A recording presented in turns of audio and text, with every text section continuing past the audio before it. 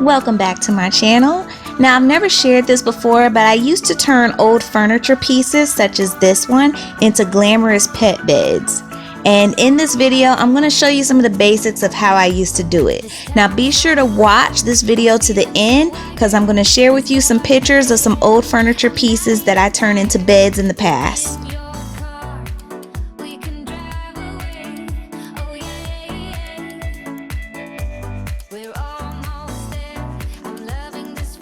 I love working with end tables just like this because you can invest little to nothing in these end tables, and they're so commonly found at like Goodwills or thrift stores for less than $10, and you can transform them into something so beautiful that you see in the stores for like $200-300. Now, the only thing you need to really sand down is any imperfections that you feel. So I felt a slight bump on this top surface, so I'm going to sand it down a little bit with this 60 grit sandpaper. And before I forget, go ahead and subscribe to my channel and ring the bell for future notifications of my videos when they come out. So after you wipe off the dust and debris, then the next thing you want to do is just remove the hardware.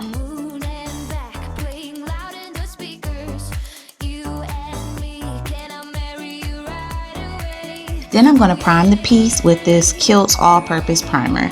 Now this, you don't have to be careful with this, like just pretty much slap the paint onto the furniture piece. It does not have to be beautiful, does not have to be perfect. This is just the first layer and everything is going to be covered up at least 2 more times anyway.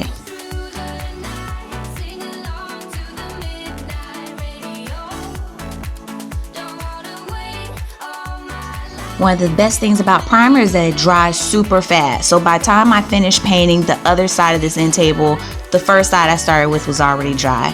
But just to make sure I get dryness all within the inside of the end table, I'm going to put it in front of this fan.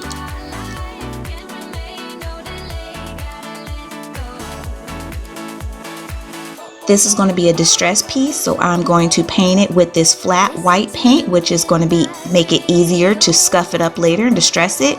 And I'm going to use the paintbrush on the ends and the outside layers of the piece, and then I'm going to smooth it over with the paint roller for the flat surfaces to make sure they go on nice and smooth. And here I'm just using the paintbrush to paint all the corners first and then come in and fill it in with the roller. And we're going to continue this process. And once again, I'm setting it in front of the fan to dry. You can also let it air dry if you have the time, but that depends on what kind of paint that you're using. But I have other projects that I have to do, so I like to use the fan to speed things up. After using 2 coats of this flat paint, this is what it's starting to look like. It's going to look dry and kind of already a little old and a little antique-ish, which is exactly the look we're going for. So I'm going to take this 120 grit sandpaper and I'm just going to scuff it up in a few places. Now I'm mostly concentrating on the edges and the corners of the piece. Those are the areas you really want to focus on when distressing a piece of furniture. And I'm just going to take the sandpaper and just kind of fold it over as so, and just go over the edges. Now once I wipe all the dust and the debris off, then I'm going to do 1 coat of polycrylic over the entire piece inside and out, and this will seal the look. My can looks old and busted, but this is what it's supposed to look like. As far as a pillow for your new pet bed, you have a couple of options. The first and easiest option is to go to a Goodwill or thrift store and buy a pillow for no more than $5. But the only thing is you have to make sure it fits your bed and make sure it matches the look that you're going for. The second option is you could get some fabric and you can make your own pillow. There's also 2 different styles that you can use for your furniture pet bed piece. Style number 1 is you decide to leave the doors off the furniture piece and just leave it accessible for your pet to go in and out as they please. This tends to be the style that I use the most. Or you could choose to put the doors back on the furniture piece, in which you'll do the exact same steps: prime, paint, and sand it down and seal them.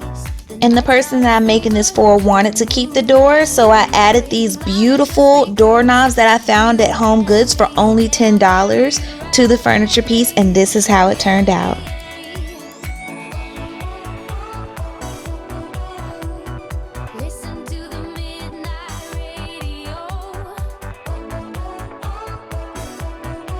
And that concludes my quick tutorial of how to make a furniture pet bed. I'm going to finish out this video by showing you a few pictures of some other furniture pet bed pieces that I've made in the past, and I'm considering taking up this project again and making more pet beds in the future. But leave me a comment below and let me know what you guys think, and that will help me make a decision. Don't forget to subscribe, like, and I'll catch you next time. Bye.